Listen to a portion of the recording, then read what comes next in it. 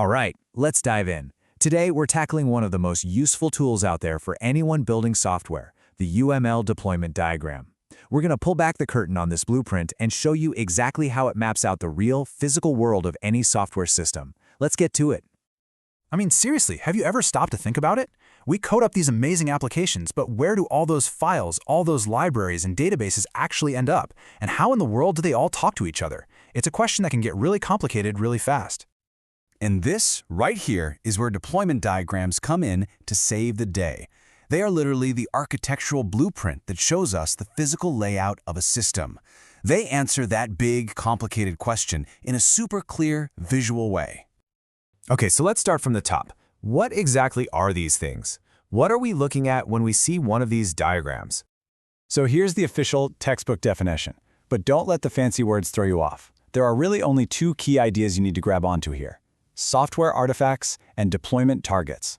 Simply put, it's all about showing which pieces of software are running on which pieces of hardware. That's it. I really love this analogy. If you think about a class diagram as, say, the floor plan for a single room in a house, then the deployment diagram is the map of the entire city. It shows you all the servers, all the devices, the databases, and, crucially, all the roads and cables that connect everything together out in the real world. Now, to read that map, you first have to understand its two most fundamental building blocks, its key players, artifacts and nodes. Okay, so on the left, we've got artifacts. These are the actual, tangible things that pop out of the development process. You know, the executable files, the libraries, the scripts, it's the what. And on the right, you've got the nodes. This is the physical hardware or the environment where all those artifacts go to live. Think servers, your phone, maybe a cloud server. This is the where. And here it is, the single most important relationship to remember. It's so simple.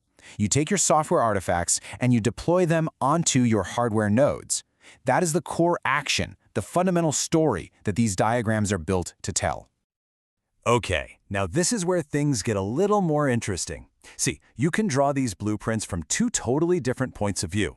One is like a general plan, and the other is like a snapshot of a real-world specific setup. Let's break that down. A specification level diagram is your high-level general plan. It's kind of abstract. It would say something like, a web application runs on an application server. But an instance-level diagram, oh, that gets super specific. It's a snapshot of a real, live system.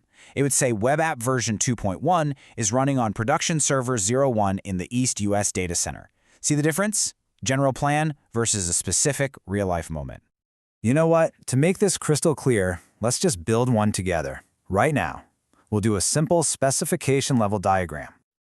First things first, we need a place for our software to live. So let's add our where, our node.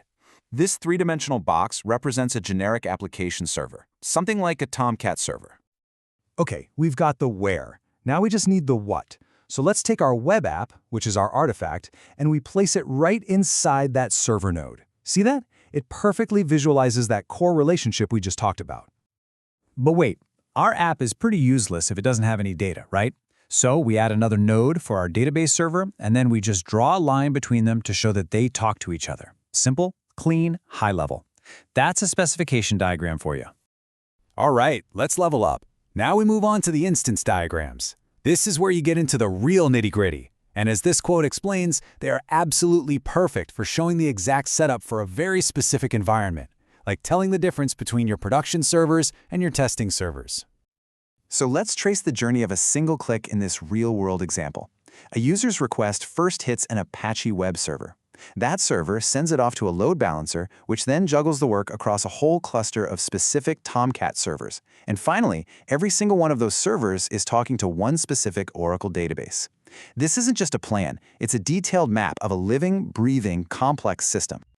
Okay, so we get the concepts. But how do you actually look at one of these diagrams and, read it? Well, it all comes down to knowing the symbols. Think of it as the legend for our blueprint. This table right here, this is your decoder ring.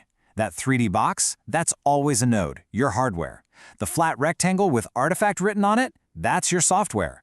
A solid line called an association, that's a communication path, like a network cable. And that dashed line with an arrow, that's a dependency. It means one thing needs the other to work. Honestly, if you just learn these few basic symbols, you can decode almost any deployment diagram you'll ever see. Okay, so we can read the map, we get the concepts, but let's be real for a second. Why does this actually matter? What's the real-world value here? Well, the value is huge, and trust me, it can prevent some very expensive headaches. First up, clear communication. This diagram gets everyone, developers, operations, project managers, on the exact same page. No more, well, it worked on my machine. Second, it's absolutely critical for system planning. Before you spend a single dollar on hardware, this helps you answer questions like, how many servers do we actually need, or can our network handle this? And finally, it helps you understand complexity. In today's world of microservices and distributed systems, things get complicated fast. This map is what keeps your team from getting lost in the woods. So here's a little challenge for you. The next time you're using your favorite app, just for a second, try to picture its blueprint. What are the nodes? Your phone for sure. Probably a web server somewhere, a database in the cloud. And what are the artifacts being deployed? Now that you know how to read the map, you can start to see the hidden architecture behind all the software you use every single day.